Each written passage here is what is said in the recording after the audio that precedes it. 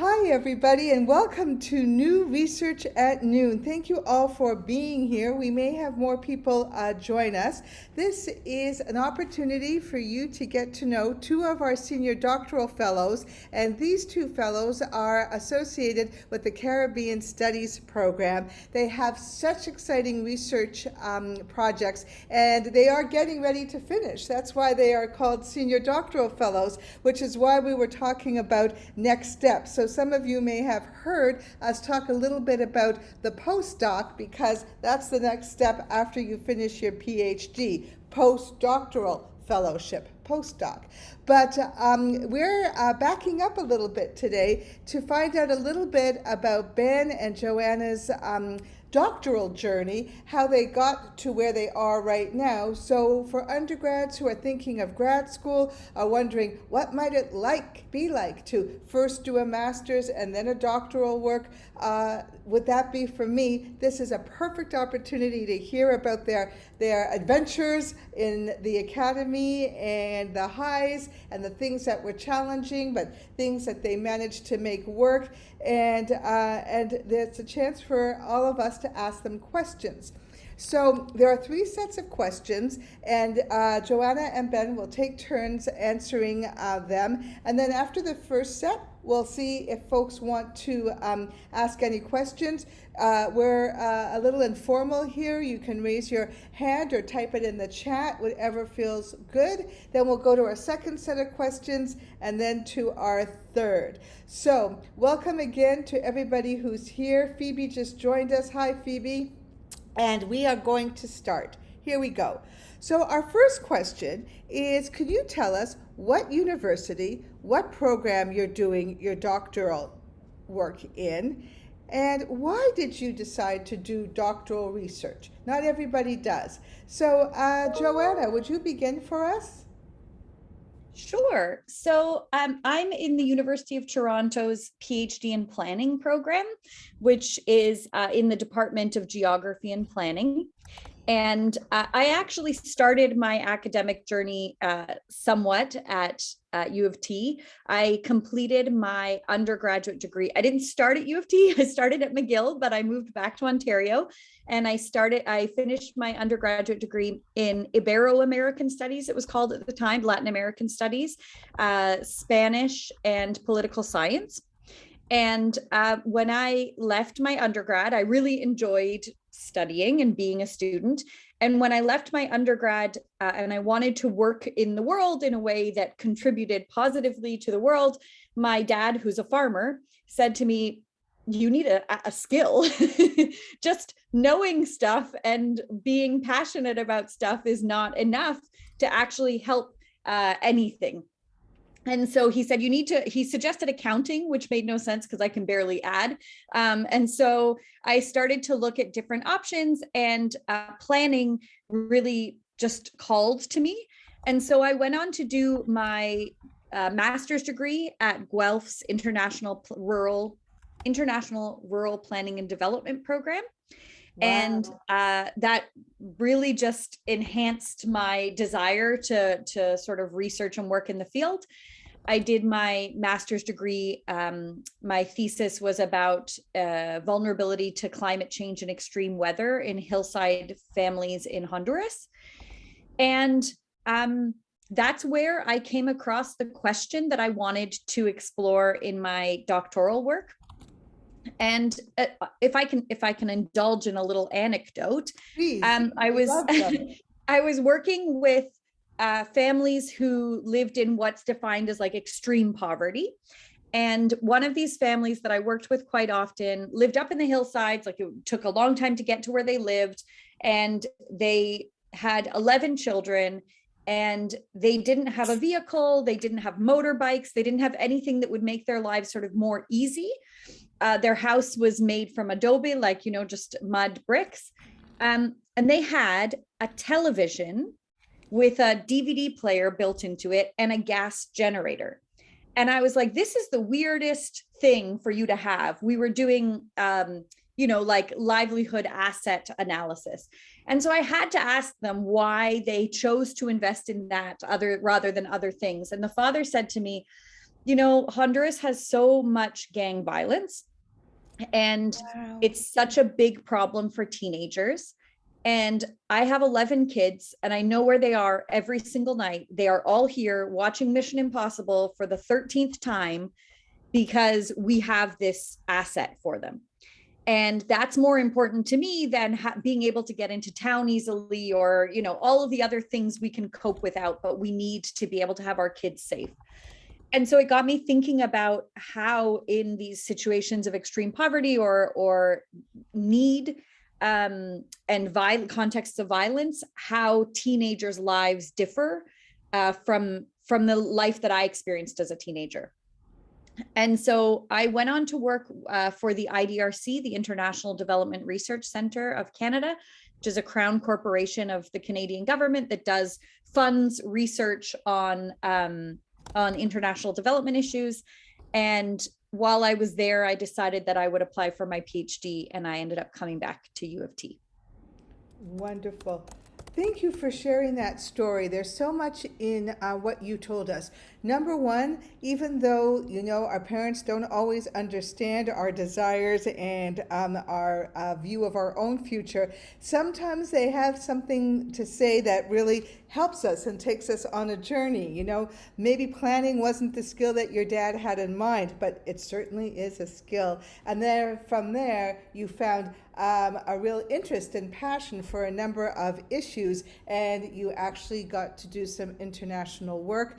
And what I love about your story, Joanna, is there's a bit of humility and humbleness in it, right? You didn't assume that you knew better and that the family needed to have, a car or a motorbike rather than a TV. You started from the position, people have really good reasons for making the decisions that they do, and it's up to me, who's grown up in a completely different place, to figure out what that was. And when you asked to do your research, to do your livelihood analysis, you found out something very important about the family's lives, right? And I think that attitude, especially if you're doing international development work, will carry you far. So I wanted to say I found that very impressive, and thank you.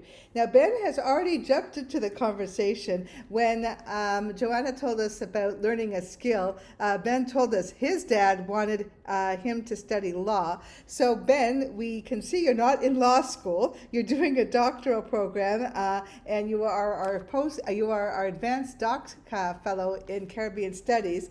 Where are you studying? What's the name of your program, and why doctoral studies?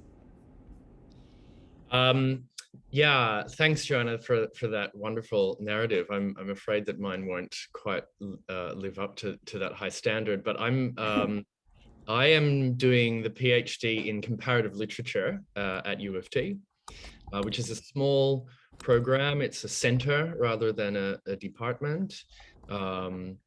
And it actually has some relationship with the program in Caribbean Studies, in part because Caribbean Studies does not yet have a kind of graduate program of its own. So it's partly through association with Caribbean Studies, with scholars at U of T. Sorry, I'm needing to mute my other notifications.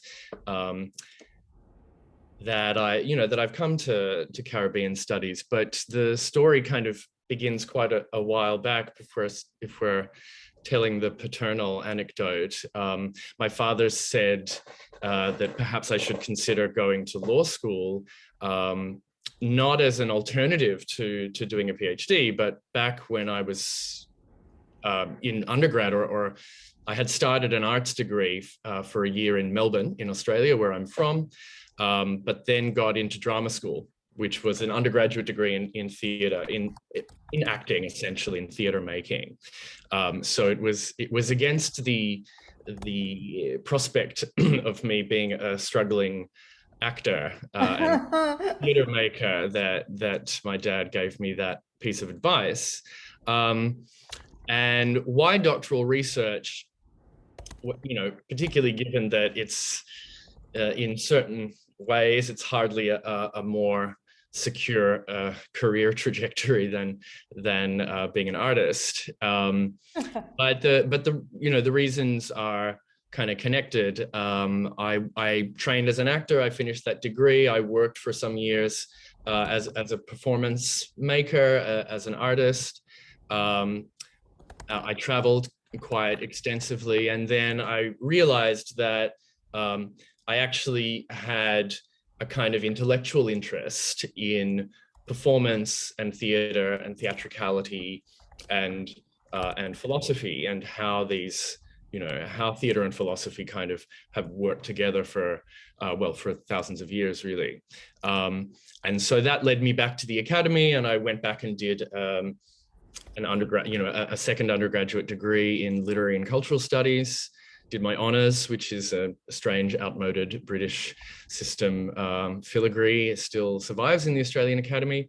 And then applied to the Centre for Comparative Literature at U of T, primarily, well, I was inspired to do so by the work of a particular scholar who is my supervisor, who's called Rebecca Kamei.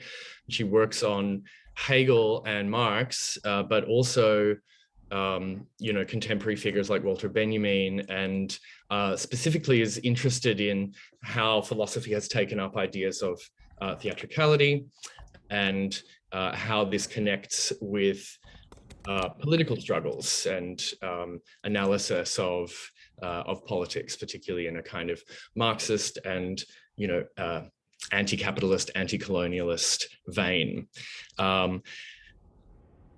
Caribbean studies and Caribbean literature is something that I had been, aware of. I already loved the work of poets and playwrights like Derek Walcott.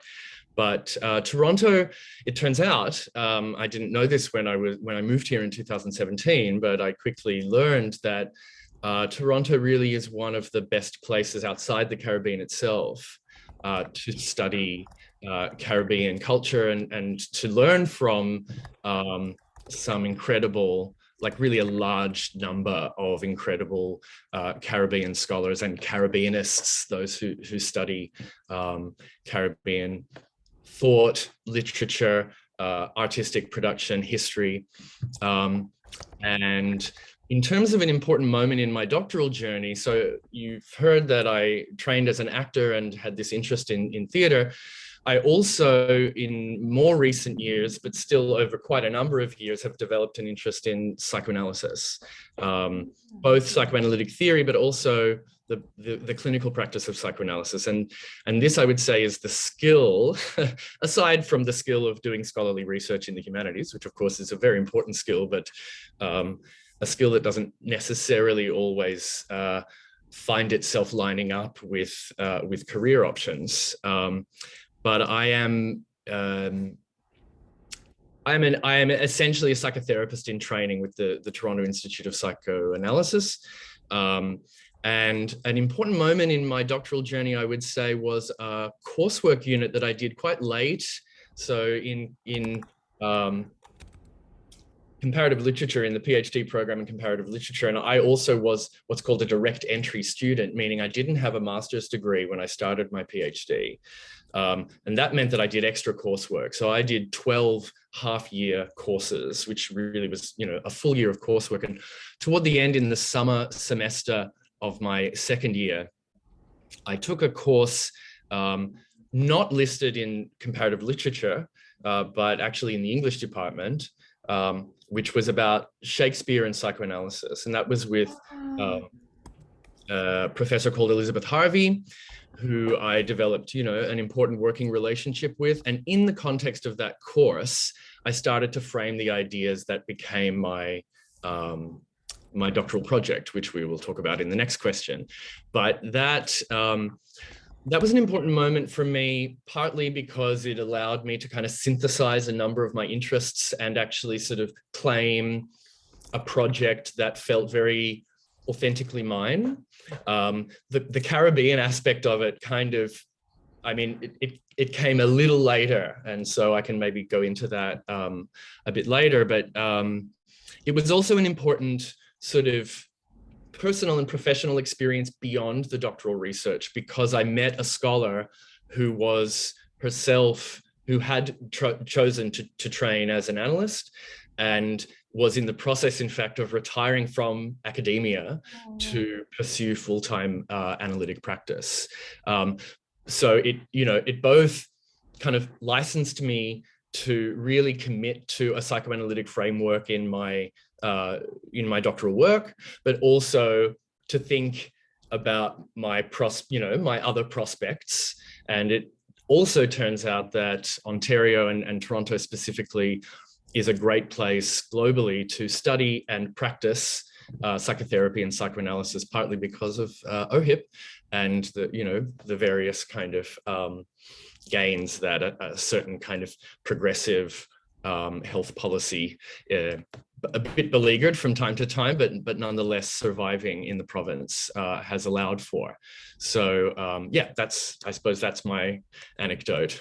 Thank you so much, Ben. I'm going to come back in 30 seconds, but I wanted to welcome Kai, and I wanted to welcome our wonderful colleague, Professor Nestor Rodriguez. Great to have you both. We just began, Joanna began talking a little bit about her doctoral journey, why she wanted to do doctoral studies. Ben has just done the same thing, and a couple of really interesting things that Ben has said. First, Ben had a whole career that began outside the academy. He was an artist, a theater maker, and you enjoyed that, and you traveled, and you made a lot of an artist's life, I think. And then you always had an intellectual curiosity, you said, in theater and philosophy. So in some ways, you had the skills. You had a whole set of artistic skills, and then you wanted to learn more about the ideas and thinking behind your practice. And that's a really interesting journey. Some people come to doctoral studies after they've spent several years doing something else.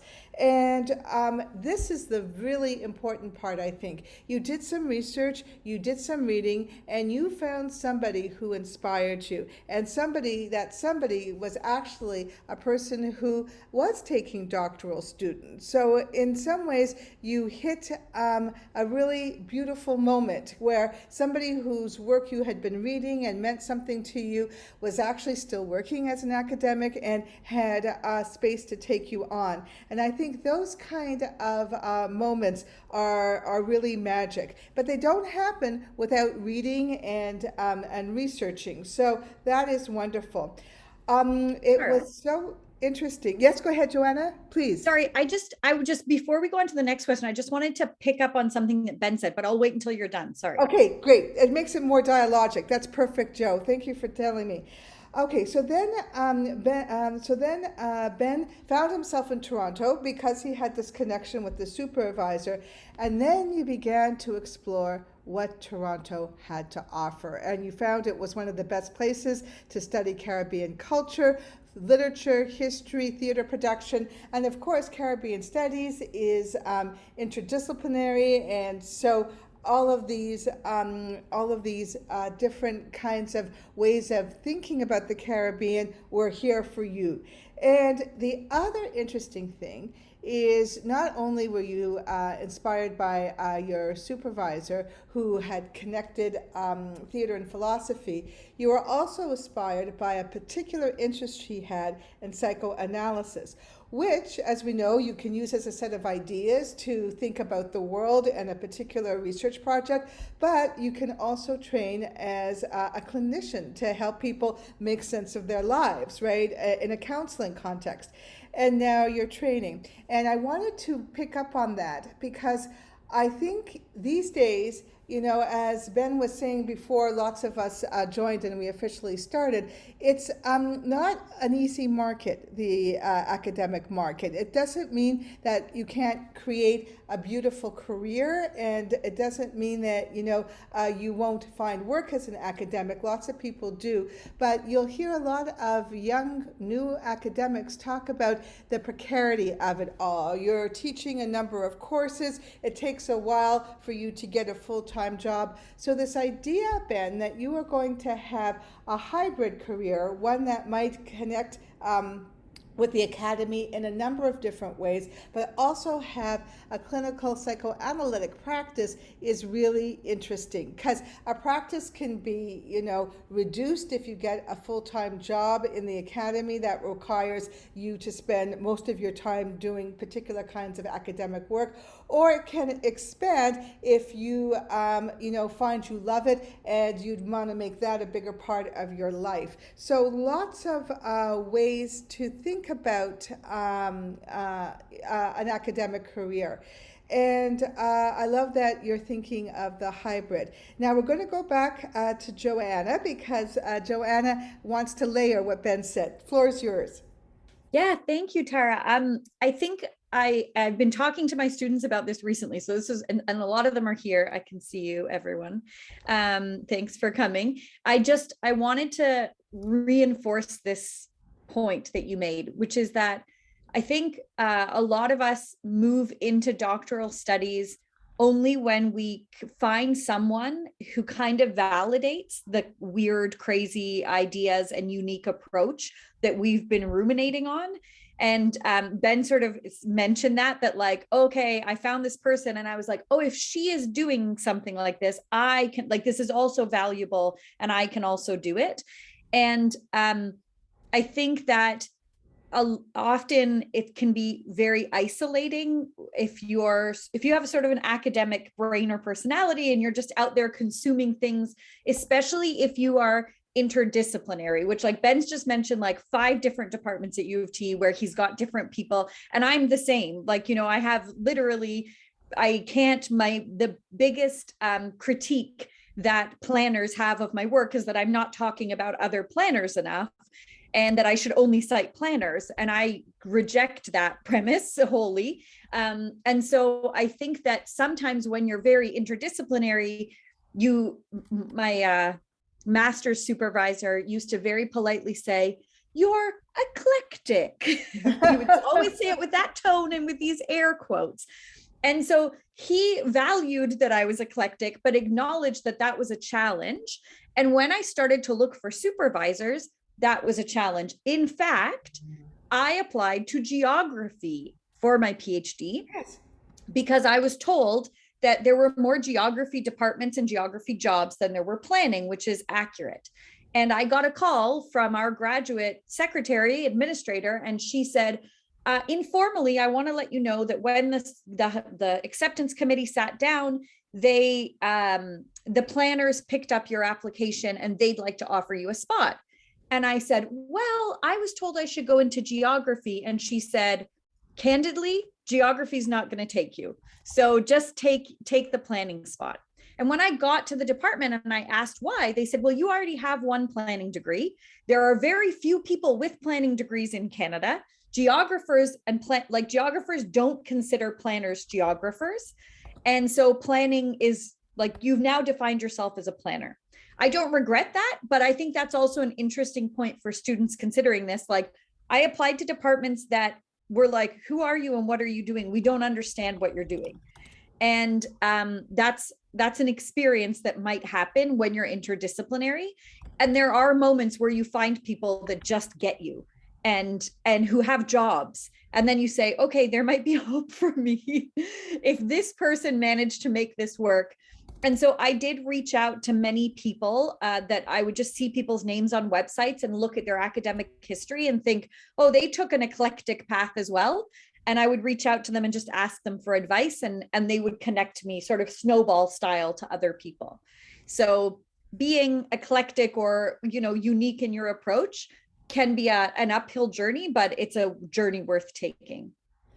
Thank you so much for layering. And what you've brought up is, some of course, our most interesting thinkers and writers are those who have, widely read and widely studied. Like, interdisciplinary scholars see the world in so many complex ways, right? But your work is not always legible to others because historically the academy wants you focused, right?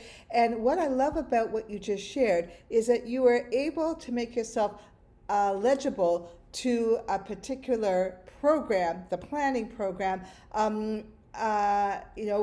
even though you wouldn't define yourself as narrowly as a planner, but you were recognized as such, so that gave you a pathway. And it didn't mean that you necessarily, focused so sharply that you couldn't continue your interdisciplinary focus. It's just you use the opportunity. And I think that is so amazing. Just before we go on, I want to put in two events that are happening. And this is to pick up on something that Ben said. Ben said something about Toronto being an extraordinary place to study Caribbean culture, literature, history, and theater production. The new college, has a artist in residence program. We started it this year, and last week we hosted Indigenous artist Emily Johnson. This week, it was Monday, oh my goodness. And next week, we have Debbie Young Anita Frika coming, a very well-known Caribbean dub poet. There are going to be two big events, and one is going to be in the evening, so our alumni can come. One is during the day. Take a look at the posters, and we are trying to get a sense of the numbers. So there's going to be food, lots of food, and it also heralds the return to in person.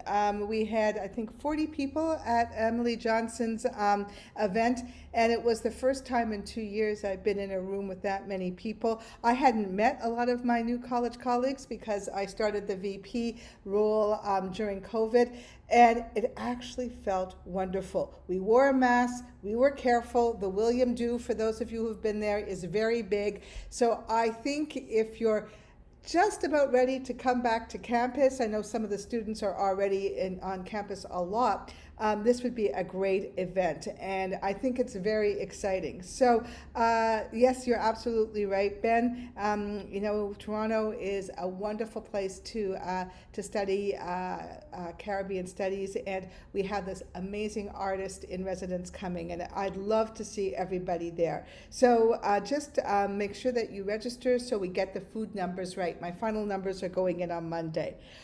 Okay, Ben, you did a great job on telling us about an important moment in your doctoral journey, and that was the moment that you wrote a little bit about, and you told us about that wonderful course, Elizabeth Harvey's Shakespeare and Psychoanalysis grad course. Sometimes it's just one course that can take you in a whole direction. Joanna, do you have an important moment in your doctoral journey that you can share with us? Doesn't have I have many. I'm a trying to big think. moment. It doesn't have to be a big moment. It could be a small moment. Okay, so this is a very small moment, but a very important one. When I came, so in both cases, in my master's and my doctoral research, before I applied, I went to an open house. Luckily, I ended up starting to look at programs right before open houses. And so when I went to Toronto's open house, there were people milling around, and I started just talking to them and asking them questions. And I started to speak to Professor Christian Abizaid, who is from Mexico, and he does research on the Amazon. And so he said, "Oh, come and sit and talk to me about what you want to do." And I kind of thought, "Oh, you're, Latino, you'll support my research." And his research is not thematically related to mine. And there aren't many people in our department who work in Latin America. Basically only Christian, and he works on Amazonian environmental issues, which is not what I work on. And so I started to get a bit worried. And in our conversation, I said to him, should I consider changing the focus of my research so that I can align better with a professor so that someone will take me on? And without missing a second, he said, absolutely not, because you are going to spend 5 to 10 years doing the most difficult thing that you've ever done.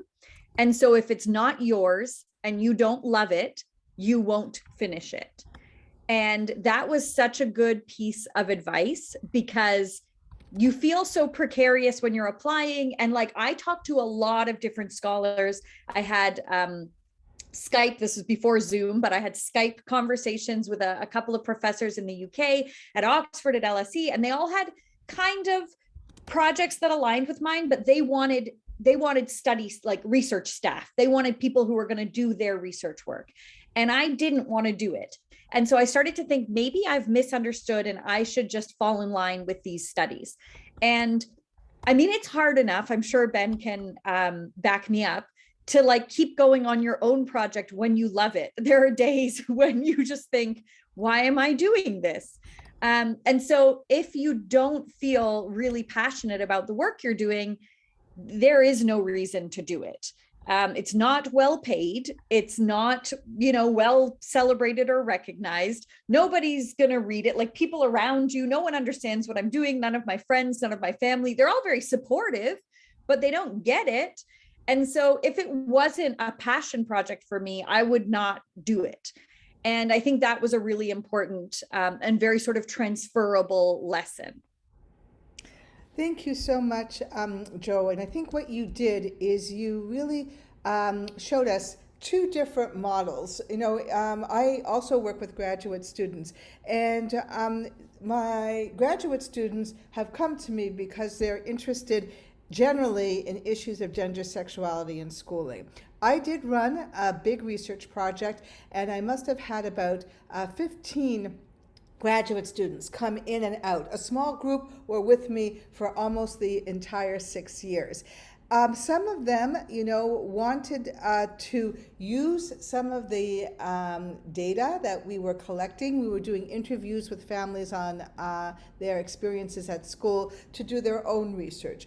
But most were just interested in getting general research experience, happy to write with me about the experiences of LGBTQ families, about their experiences at school, but wanted to do their own thing, right? So we had a musician who created some music for us named Kate Reed, so that we could do arts-based research. And Ben, that's something else, given your theater background, that you might want to think through too. More and more research teams are looking to the arts to share their research findings. My own team has an audio play. We have produced some verbatim theater on stage during Pride from our research project. So I've often had a lot of artist researchers on my project, because that was the other thing that attracted them. There was the gender, sexuality, and schooling stuff, and then there was the fact that I used arts-based research methods.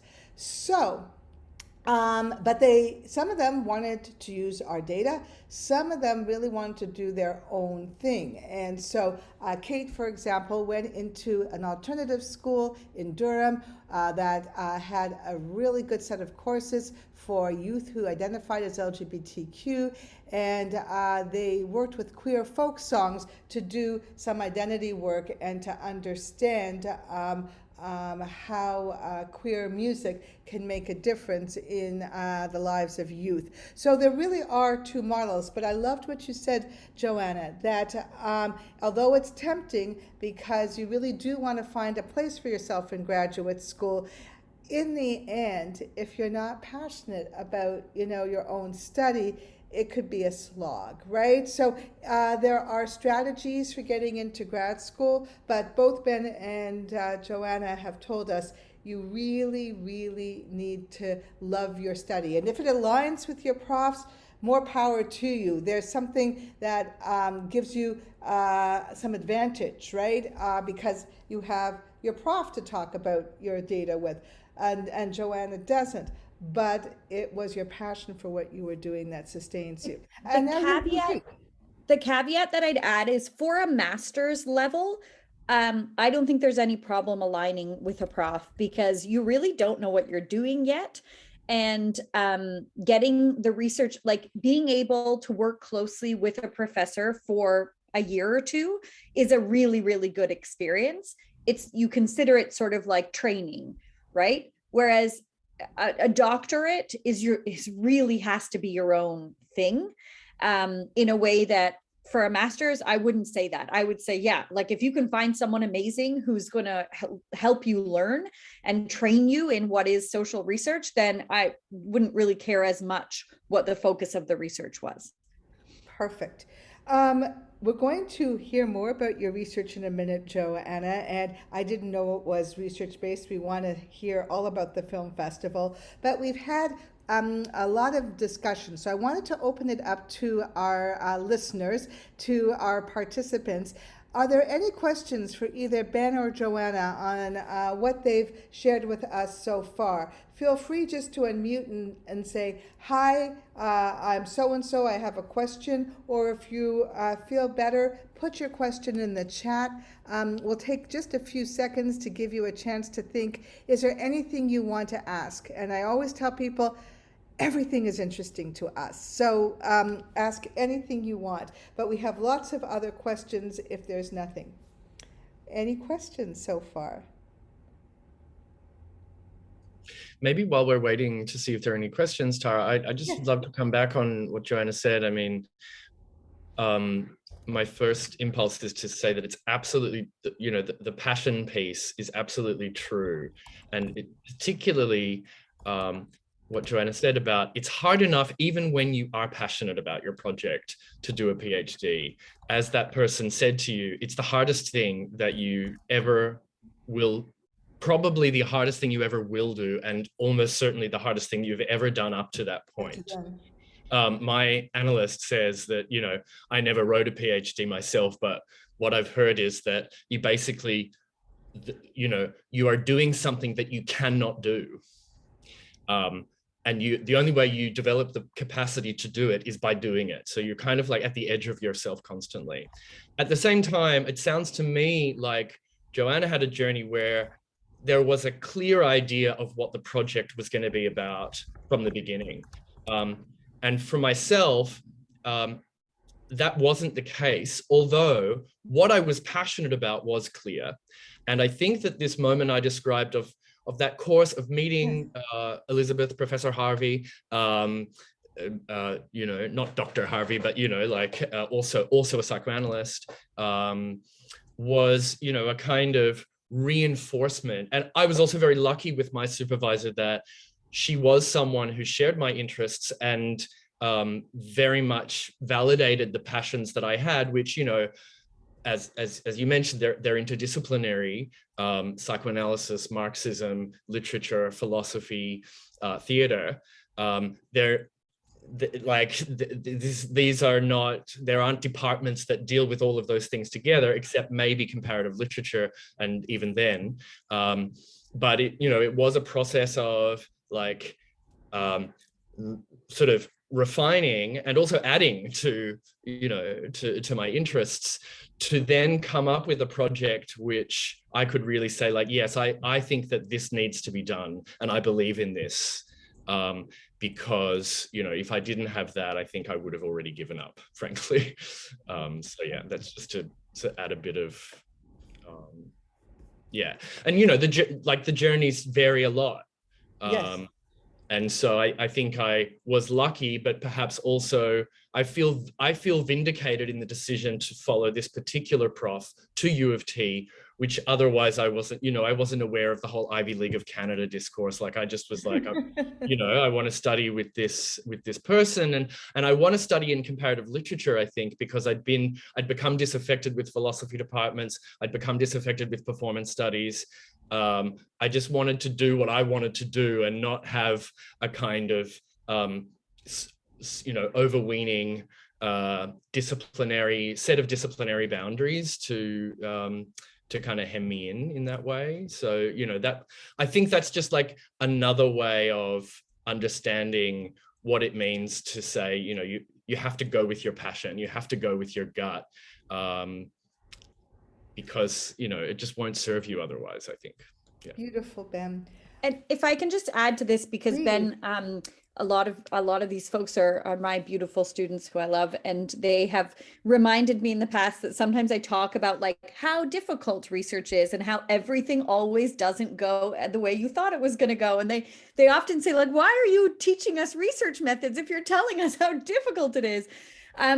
And the same thing with the PhD, I think, is like, it is the hardest thing that you've ever done, probably, and it is doable. You managed to do it. I think one thing that I have always tried to tell myself and other people around me is like, sometimes you just need a little break, you just need a little rest. And when you hit that edge and you think, this is impossible, I can't do this, that's when you say, oh, I'm out of juice for today. I'm going to go have a nap. I'm going to eat a bunch of chocolate. I'm going to watch some Netflix. And in a day or two, or maybe next week, I'm going to pick it back up and I am going to be able to do it. But it's such human work. Like there are no tools except for your brain and your body. And you have to take such good care of those things. I talk a lot to my students about like the infrastructure required, because like your back, your shoulders, your wrists, like all of these physical things, your emotional energy, your brain power, the socialization aspect, because academia can be very isolating. Like you really have to make an effort to recharge yourself and protect yourself in all of those ways, in a way that academia doesn't tell you to do. Whereas like I always think of, my husband's a big soccer fan, and so I always pretend I'm an elite athlete, and I'm like, okay, if I'm Ronaldinho, I have like a physiotherapist massaging me 5 times a day. I have elite food packages. I have isotonic drinks. And so I have to remind myself, like, now I'm an elite brain worker. And so what are the sports drinks and massages and, hot springs that I need to be able to keep this up? Which I don't think academics are really good about making explicit. And I think a lot of them aren't good at doing it. And so I think this is one of the things I want to say. This is manageable. It is doable. And it involves a lot of like taking care of yourself and taking breaks. Wonderful. Thanks so much. And Ben is layering what you said by saying, students have a student health plan and you can use your massage therapy for that. Okay. Now we're going to focus a little bit on your actual research. We only have about 15 minutes left, so this is what we're going to do. I'm going to ask you for what we call sometimes the elevator pitch. The elevator pitch is a description of your research that you can share in an elevator. And the reason this is an important skill is because if you're at a conference and there's somebody who you've always wanted to meet because you've read their work and they're in the elevator with you and you know it's them because they have their little badge, you can say, oh, Professor so-and-so, I'm so glad to meet you. My name is Joanna, my name is Ben, and I've been reading a lot of your work. My own work is, boom, elevator pitch. So we'll start with Joanna. Can you tell us briefly the title of your project, what's it about? That's the elevator pitch. And I think we've heard a little bit about it already, but why you wanted to study. Okay, I'll try. Okay, it's all practice for us. Yeah. Time. The work that I do explores, it's called Young People in Old Havana, Challenges Facing Youth During the Economic and Social Restructuring of Post-Socialist Cuba, which is a mouthful. And essentially, I spent 3 years hanging out with a group of teenagers in Old Havana, a very specific part of Old Havana, which is closest to the newly constructed cruise ship pier. And it's the sort of center of historic Old Havana, the core of the colonial Old Havana. And it's rapidly being redeveloped. I shouldn't say rapidly because it's Cuba. It is eventually being redeveloped into sort of heritage tourism space. And as a result, being gentrified and being sort of sanitized. And it has historically been the center of sort of the most poor and racialized people in Cuba. And so the transformation that's going on in Old Havana is impacting young people in very specific ways.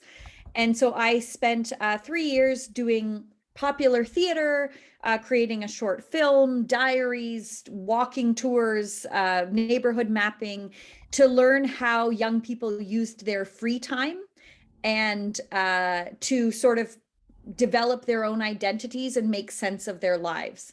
And sort of, as I talked about the work in Honduras, that question of, oh yeah, what is the experience of teenagers, came out of that work. And Cuba specifically is a very uncommon exception to the capitalist globalized economy.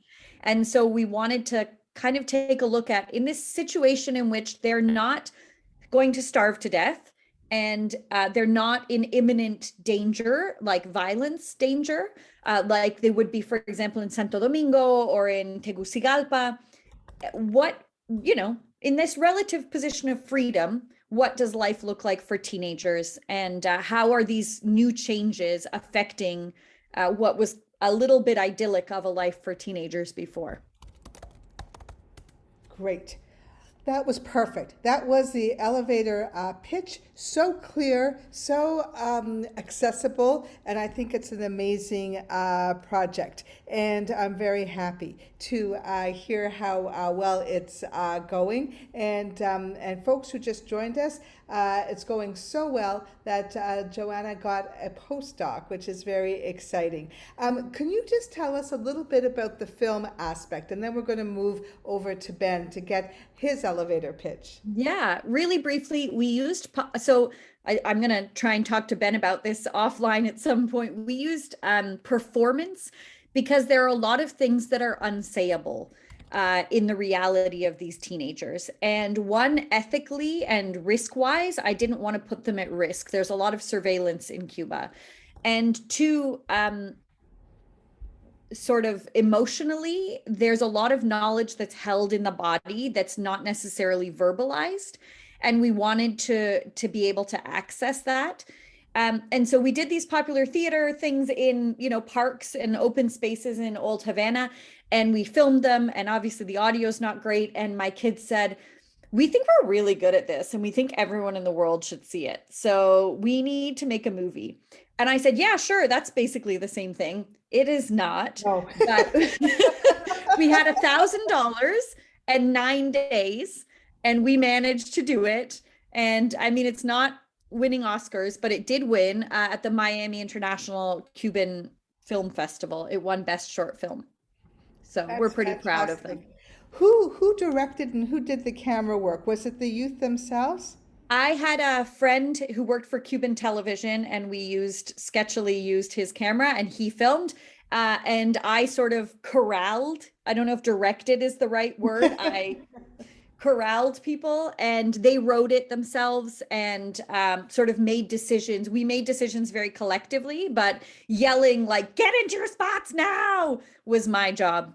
And then we had mothers and fathers who would come and help us to stop traffic on the streets, because of course we had no permits or anything. So it was all very ad hoc. So it was a big team effort. And my research team, I had three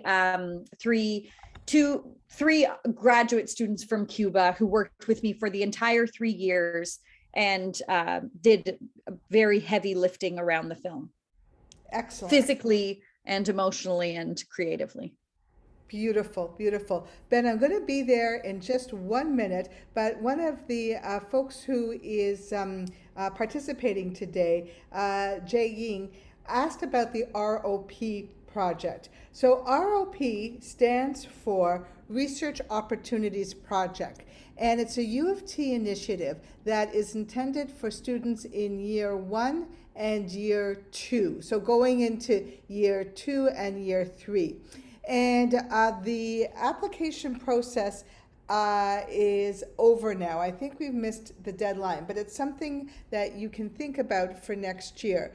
So what happens with the ROP program? It's set up to help undergraduate students get some research experience. And what happens is the prof who puts forward a proposal, and if the proposal is accepted, I did one of those, we put together a research team. And I can't pay you because it's not a funded project, but you get academic credit. So if you apply to be on my project, and there's X amount of spots, and we see who applies and who's best suited, and you are chosen to be on the ROP project, then you spend a year with me, and we meet, in my case, every second Friday, and we do research together. And I have little assignments that you do that push our research forward, but also provide you with the skills we were talking about,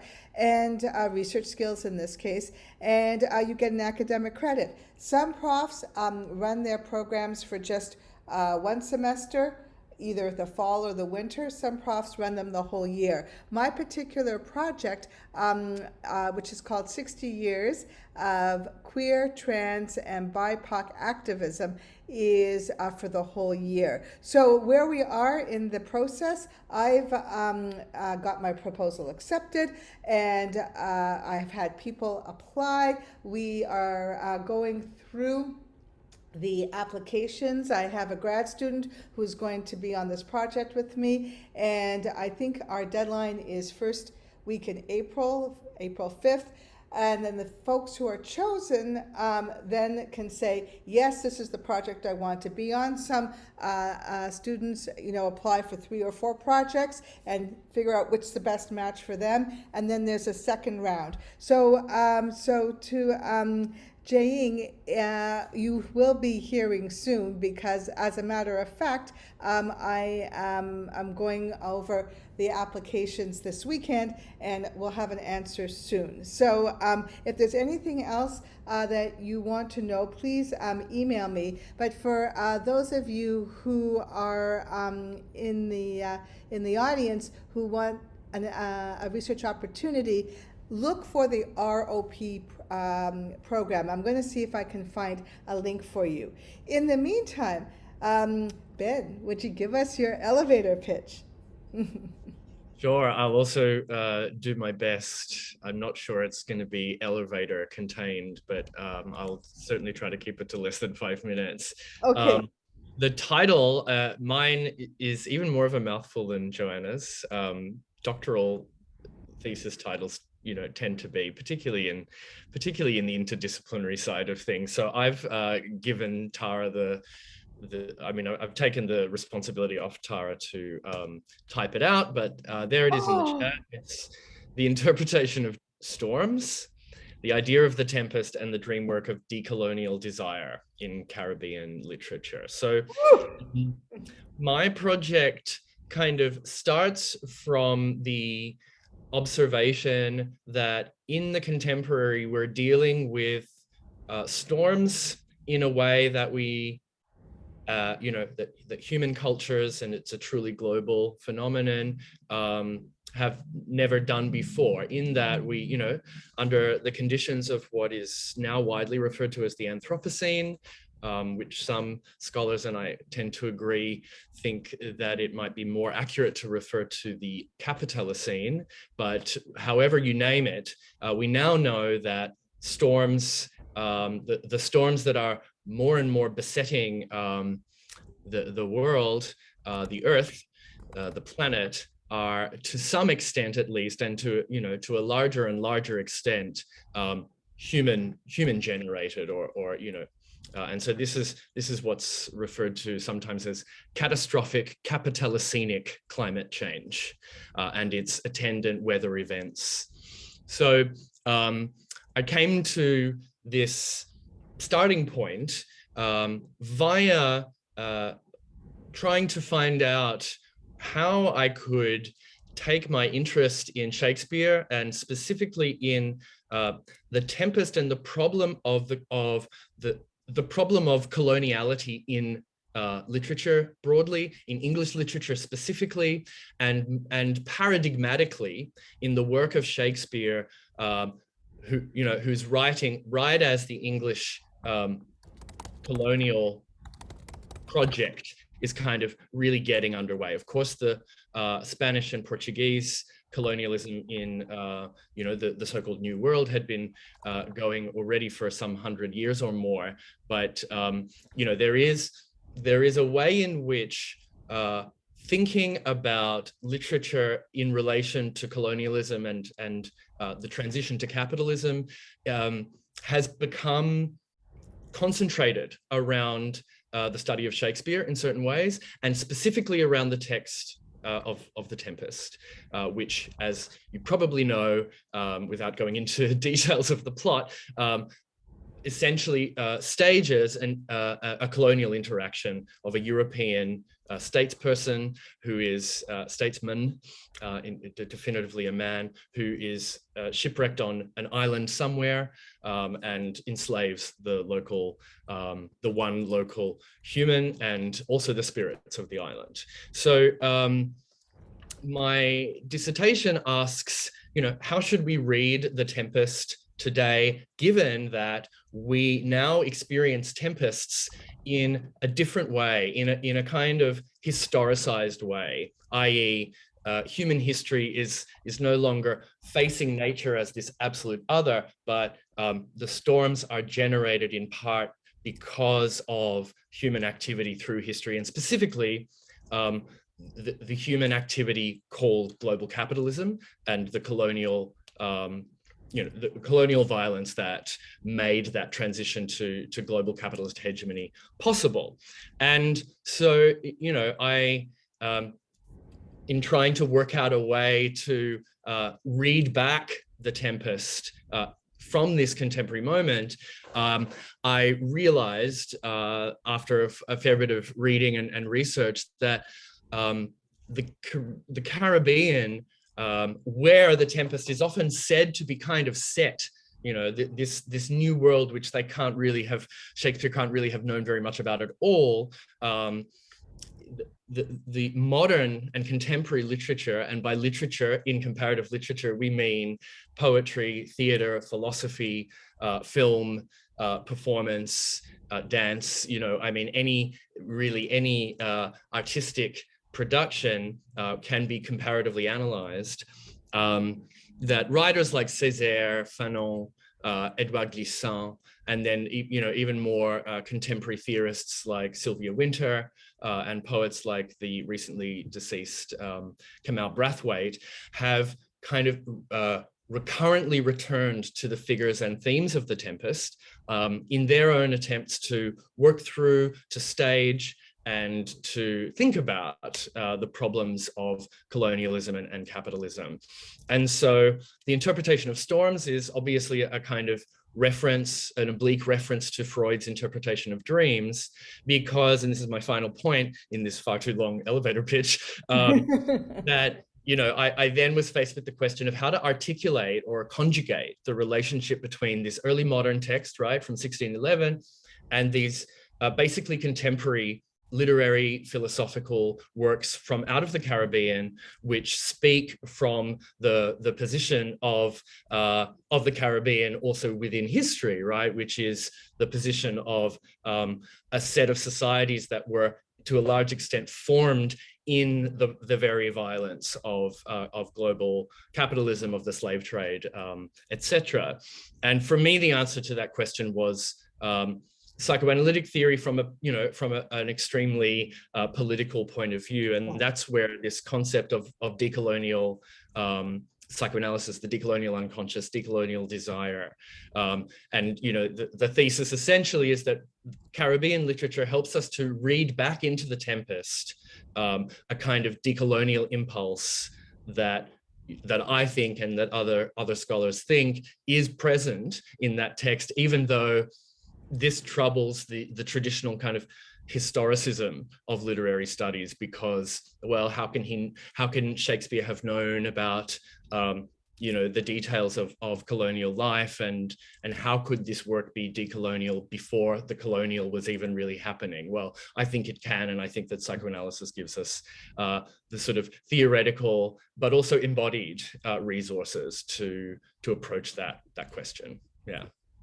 Thank you, Ben. Okay, you know what I think you just gave us? You gave us your job talk. So that was not the elevated pitch, but that's the job talk. One of the things you have to do when you are interviewed for an academic job is prepare a job talk. And I think you did a beautiful job. So, you will get access to this recording. You should keep it, because one day you might go, I did a good job. That's the kind of thing I should say again. So beautiful, very accessible, loved it. We are at Can I just say, I actually last week went up the CN Tower for the first time since I was 9 years old and randomly was in Toronto.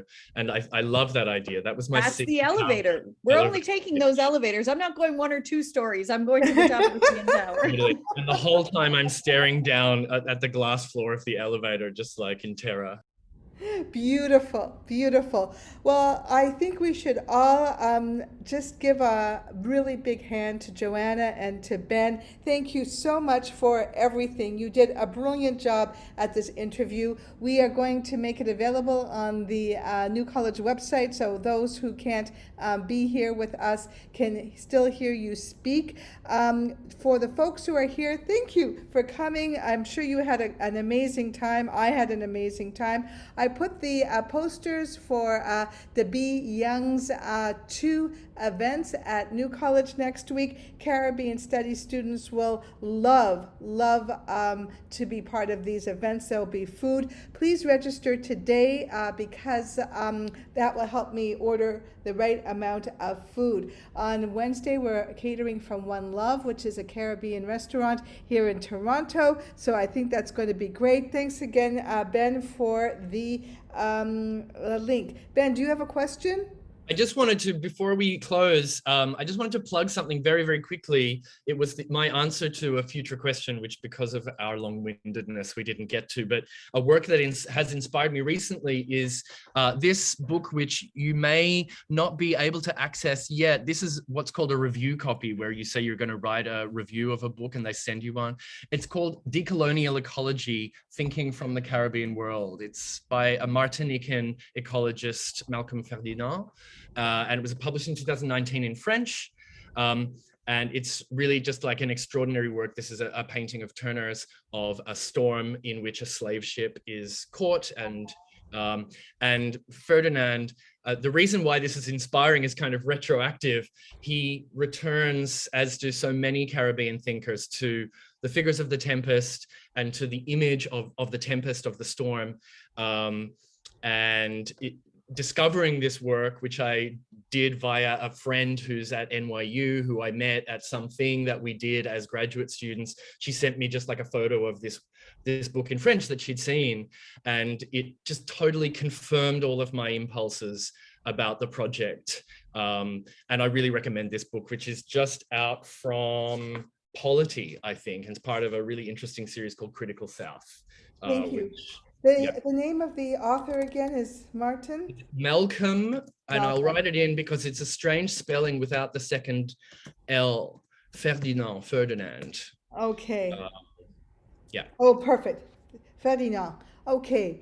We will. And thanks so much for organizing this. This is so much fun. And we are also going to look forward to Joanna and Ben doing their Senior Doctoral Fellow formal presentation. So keep your eyes on the email for details of that. Thank you again. April 27th. April 27th, exactly. At 1:30. At 1:30. And it's going to be on Zoom as well. So wherever you are, you can join us. And that is called the SDF, Senior Doctoral Fellows presentations. We'll look forward. I will be joining you from the middle of the night in northern Thailand. So I remember that. Yeah. Be kind with your expectations. You know what? The adrenaline starts running and you'll be there. Oh, I'm not worried about how my mind works, but I'll probably be in my pajamas. So okay, no problem. I'll love to see you no matter what you're wearing. Karen, can I just confirm? I just registered for the event next Wednesday because I'm really excited about that. And it asks your affiliation with New College. Yes. If I'm just thinking of my students who are here now, if they want to attend that, do they have to have an affiliation with New College, or they can just say none? They can say none. Okay. Because I just don't want them to get to that point and then think, oh, this event isn't for me. No, the event is for you, and none is fine. Great. I'm going to send them all an email now and suggest they come and listen to some poetry with us. Okay, fabulous. All right, my dears, thanks so much for everything, and we'll see you all soon. Have a great weekend. Thank you. Bye-bye. Thanks, everyone.